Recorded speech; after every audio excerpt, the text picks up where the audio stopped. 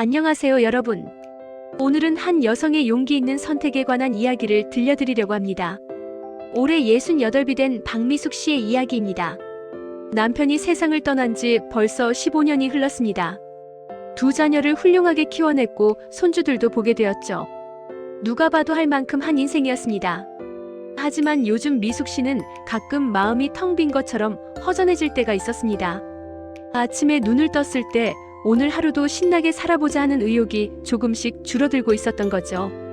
그러던 어느 날 동네 문화센터에서 제빵 수업 모집 공고를 보게 되었습니다. 어릴 때부터 빵 냄새를 참 좋아했던 미숙 씨는 한번 배워보면 어떨까 하는 생각이 들었습니다. 첫 수업날 강의실에서 만난 이철수 씨라는 분이 있었습니다.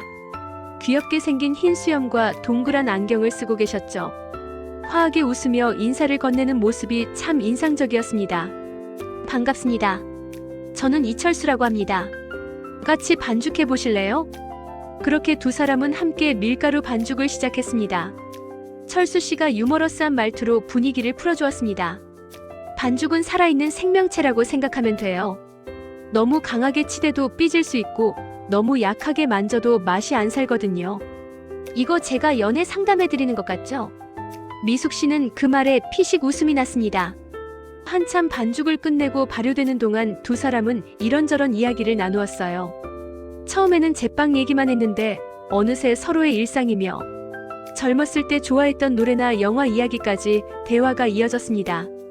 그날 오븐에서 막 나온 빵을 먹어보니 정말 맛있었습니다.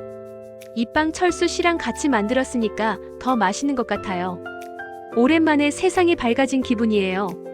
그러자 철수 씨가 싱긋 웃으며 대답했습니다. 미숙 씨 인생 아직 길어요. 우리 멋지게 살아봐요.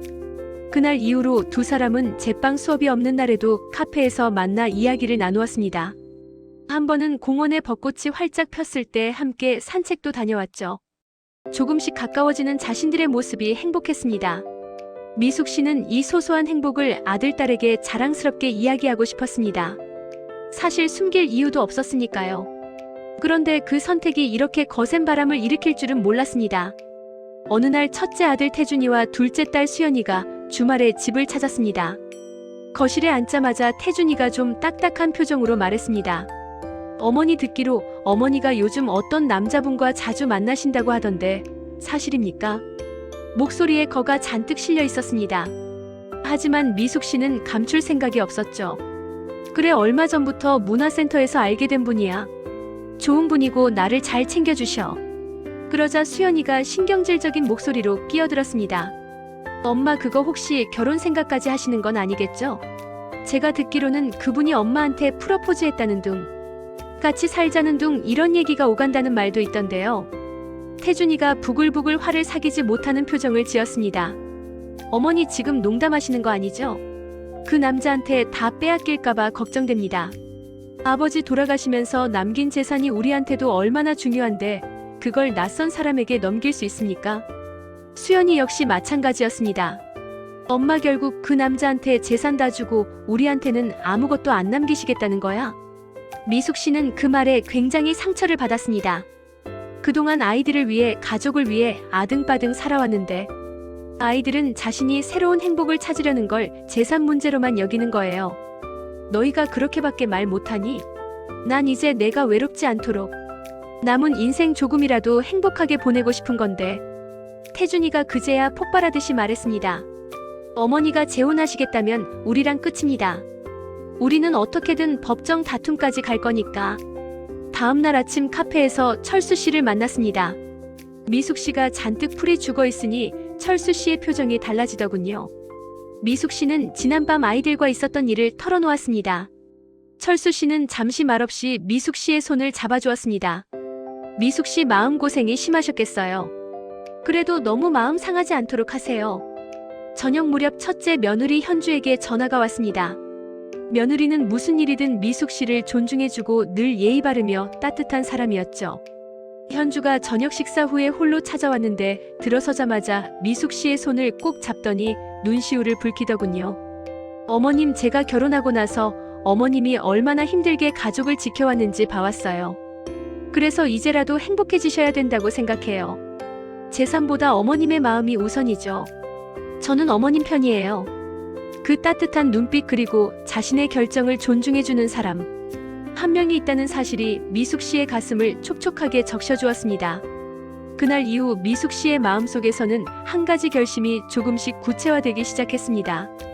이렇게 된 이상 정식으로 혼인신고를 해서 자신을 존중해주고 사랑해주는 그분과 당당히 살아가야겠다고 말이죠.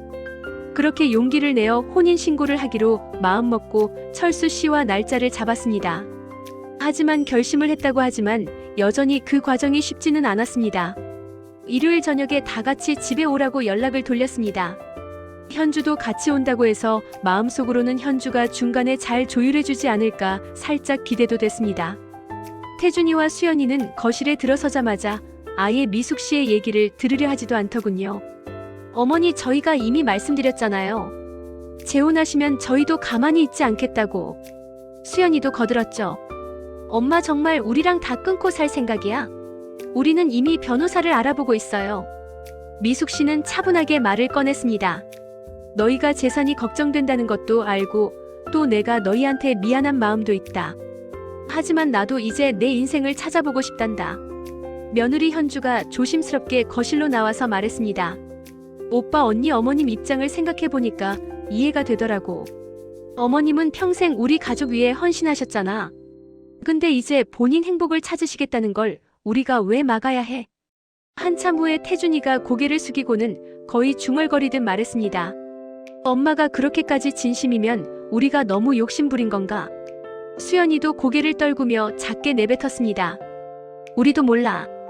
그냥 엄마가 갑자기 재혼하신다니까 아빠 자리를 빼앗기는 기분이 들었어. 그 말을 듣고 미숙 씨는 마음이 복잡해졌습니다. 재산 문제라고만 생각했는데 그 뒤에는 사실 아이들의 상실감이나 불안이 숨어 있었다는 걸 그제야 깨달았습니다. 그날의 대화가 있은 후 태준이와 수연이가 곧바로 태도를 바꾼 건 아닙니다. 하지만 소송 이야기는 일단 접자고 하더군요. 그 뒤로 시간이 조금 흐르자 아이들도 미숙 씨의 선택을 어느 정도 인정하게 된 것 같았습니다. 혼인신고 이후 철수 씨와 함께 지내면서 행복해하는 모습을 직접 눈으로 보니까 조금씩 경계심이 풀린 거죠.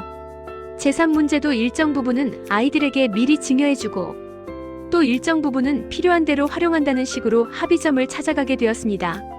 어느 날 태준이와 수연이 그리고 현주가 다 함께 미숙 씨의 집에 모여 식사를 하게 되었습니다. 그날은 처음으로 철수 씨도 함께 식탁에 앉았습니다. 철수 씨가 특유의 유머러스한 말투로 분위기를 풀어줬습니다. 제가 요리 솜씨는 변변치 않지만 디저트로는 빵을 좀 구워왔습니다. 미숙 씨랑 제가 함께 만든 건데 맛이 어떨지 모르겠네요. 태준이가 반신반의하며 한입 어물더니 예상보다 맛있었는지 눈이 동그래지면서 작게 웃음을 지었죠. 괜찮네요. 이건 좀 담백하니 먹을만하네요. 식사를 마치고 나니 태준이가 눈을 내리깔고 쑥스러운 듯 미숙 씨에게 말했습니다.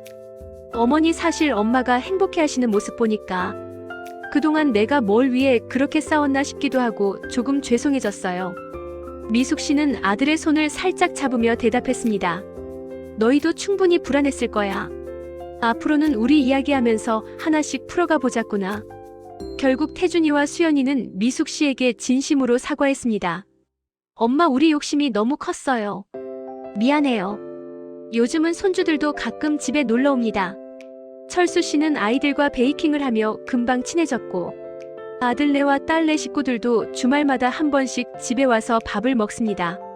며칠 전에는 아이들이 모두 모인 자리에서 미숙 씨가 한마디 했습니다. 이제야 우리가 진짜 가족 같구나. 인생은 돈보다 사람이 우선이라는 걸 꼭 기억하렴.